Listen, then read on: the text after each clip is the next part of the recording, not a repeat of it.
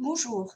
Donc, la situation épidémiologique actuelle liée à la circulation persistante du coronavirus ne permet ni d'exclure de manière formelle l'hypothèse d'une seconde vague épidémique dans les semaines ou mois à venir, ni d'en présager l'intensité. Ainsi, dans ce contexte, une nouvelle sensibilisation de l'ensemble des professionnels des EMS est bien évidemment pertinente et puis permet d'espérer une maîtrise optimale des bonnes pratiques pour pouvoir se mettre en ordre de marche et d'être prêt à affronter sereinement cette deuxième vague. Donc, trois parties seront ainsi développées.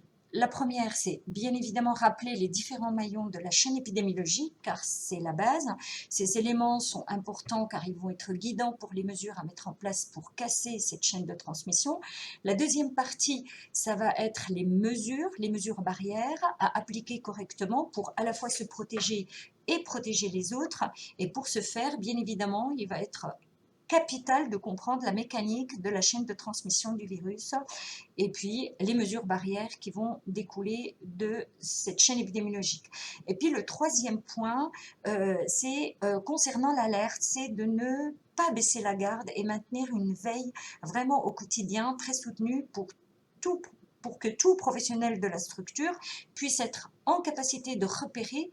Le repérage est une étape très importante, de repérer tout cas suspect de Covid et surtout d'être en capacité d'alerter les personnes ressources de l'établissement, ce qui va être primordial pour une mise en place sans délai des mesures de prévention de la transmission croisée qui seront là bien évidemment pour casser la chaîne de transmission, parce que le leitmotiv sera surtout de ne pas perdre de temps. Parce qu'en appliquant ces mesures correctement et sans délai, on va se mettre toutes les chances de notre côté pour éviter une diffusion épidémique du virus au sein de l'établissement.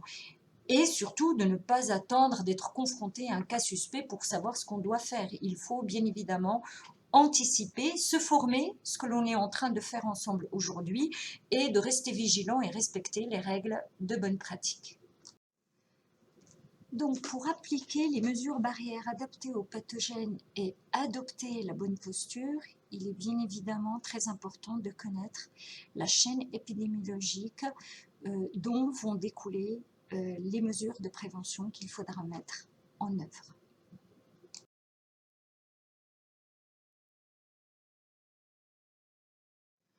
Le premier maillon de cette chaîne épidémiologique est bien évidemment l'agent infectieux qui est en cause dans la situation épidémique.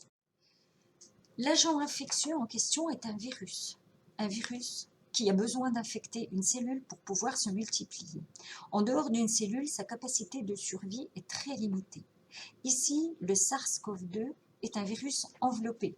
Et qui dit enveloppé dit virus fragile, qui appartient à la famille des coronavirus, généralement responsables d'infections saisonnières telles que le rhume. Certains virus de cette famille sont parfois quand même responsables de formes beaucoup plus graves. Cela a été le cas avec le SRAS-CoV en 2002 ou le MERS-CoV en 2012, qui continuent de circuler d'ailleurs actuellement au Moyen-Orient, ou encore avec le virus pandémique actuel, le SARS-CoV-2, d'ailleurs nommé ainsi en raison des similitudes qu'il partage avec le SRAS-CoV de 2002.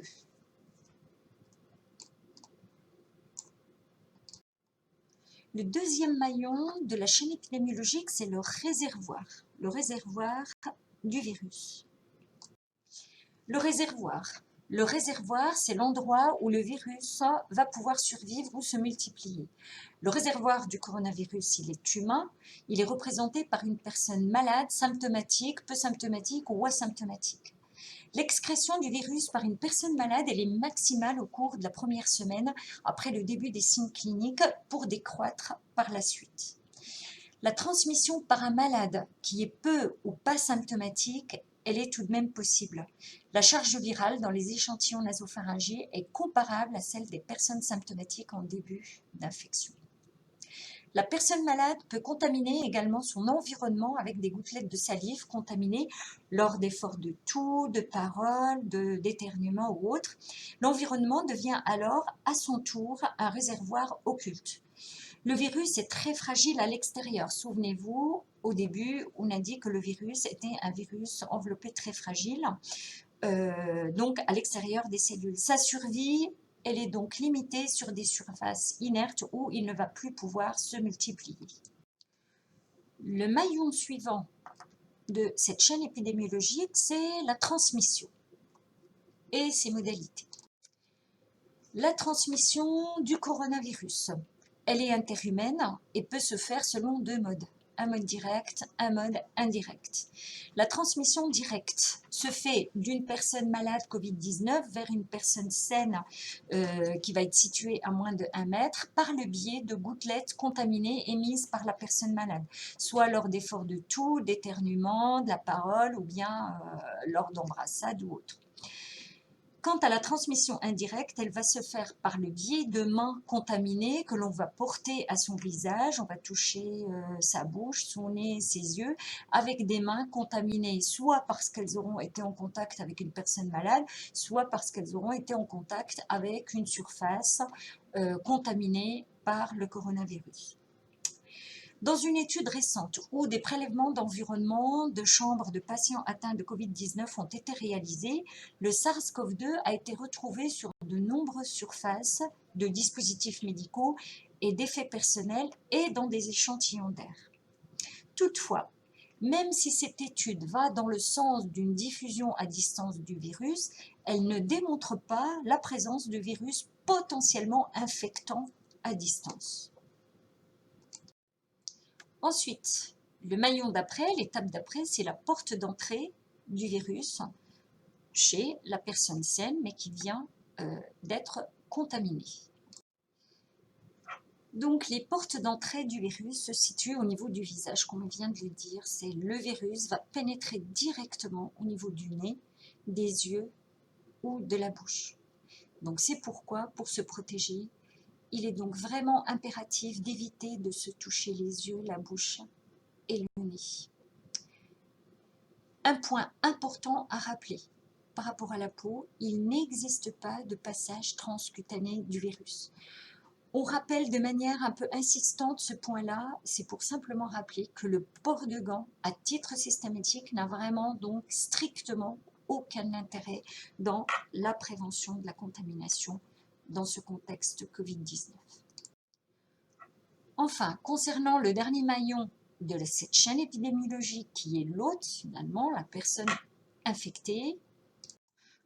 L'hôte, donc l'hôte, c'est la personne qui est susceptible d'être infectée lorsqu'elle est exposée au virus.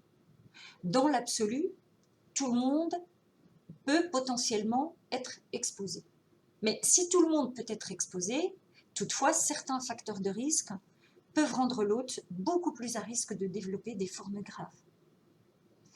Ainsi, comme on a pu l'observer au cours de la première vague que nous avons vécue ce printemps, parmi les personnes symptomatiques, 80% ont présenté des formes modérées qui n'ont pas nécessité d'hospitalisation et que la prise en charge a été opérée en ambulatoire. 15% ont été hospitalisés et 5% par contre ont nécessité une prise en charge lourde en service de réanimation.